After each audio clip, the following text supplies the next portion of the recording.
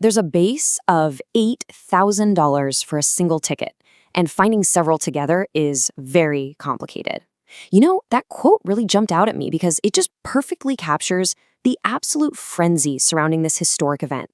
Fans are literally willing to pay almost anything to get through those turnstiles. Welcome to our explainer. Today, we are diving into a truly unique historical moment, the 2026 FIFA World Cup final between Spain and Argentina, happening right at MetLife Stadium in New Jersey. For the first time ever, we are seeing the reigning UEFA European champions square off against the reigning Copa America and World Cup title holders in a men's final. I mean, it is Europe's absolute best going toe-to-toe with South America's reigning kings. Section 1. The Times Square Takeover. 10,000. That is the estimated number of Argentine fans who just completely descended upon Times Square for a massive banderazo, a traditional banner wave and rally. Despite heavy rain and thunderstorms earlier in the day, the streets of Manhattan were just flooded with sky blue and white.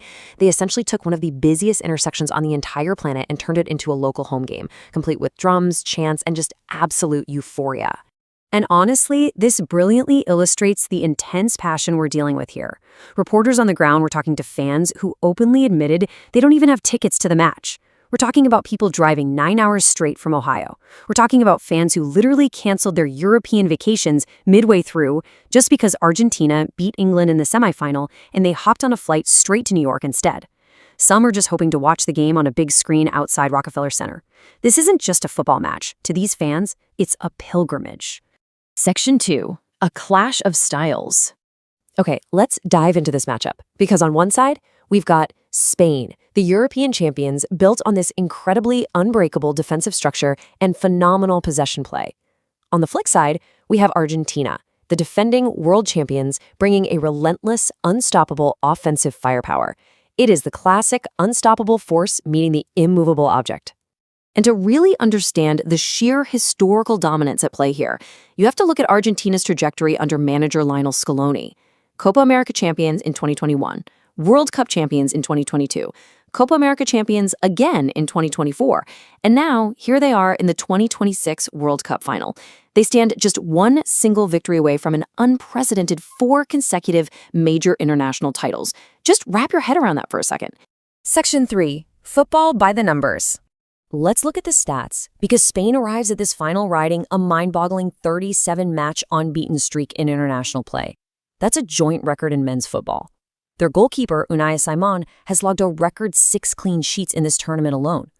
Meanwhile, Argentina has just relied on sheer attacking brilliance.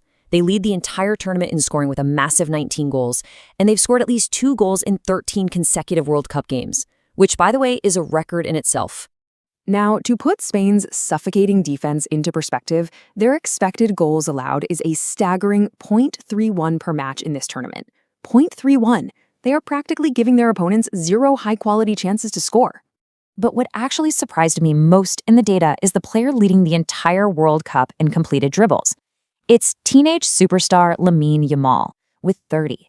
He is completely outpacing established superstars like Kylian Mbappe and Vinicius Jr., and he's doing this despite recently training with a protective bandage on his left leg because of some minor muscle fatigue. His pace and his creativity are easily Spain's sharpest weapon. As we all know, though, games are often won and lost in a midfield. And here we have a fascinating contrast of 2 distinct playmakers.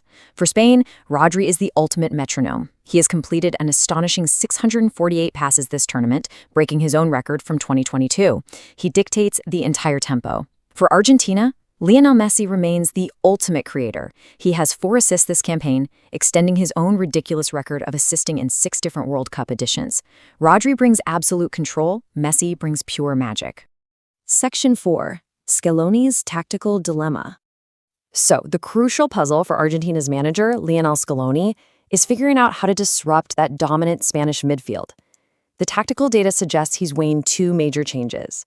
First, at right back, Gonzalo Montiel is pushing really hard to replace Naho Molina. Second, and actually perhaps more importantly, Rodrigo de Paul is battling to return to the starting lineup over Giuliano Simeone. Look, de Paul might not have Simeone's pure attacking edge, but he brings a crucial level of control and grit that Argentina is going to desperately need to counter Spain's Rodri and Fabian Ruiz. On the other side, Spain's manager, Luis de la Fuente, has a very settled squad. He's widely expected to stick to his winning formula and retain the exact same starting 11 that comfortably shut down France 2-0 in the semifinals. He is clearly confident in his midfield partnership, meaning Pedri is likely to begin the match on the bench once again. Section 5, Weather, Delays, and Glory. Let's talk environment, because the forecast for East Rutherford, New Jersey is calling for temperatures in the low 80s with about 55% humidity. Thankfully, a massive storm front has largely cleared out the thick Canadian wildfire smoke that was hovering over the Northeast earlier in the week, so air quality shouldn't be a major issue. But still, just imagine the physical toll of sprinting back and forth in that intense East Coast heat and humidity with the weight of the world on your shoulders. Because of this, FIFA has instituted mandatory 3-minute hydration breaks at the midpoint of each half.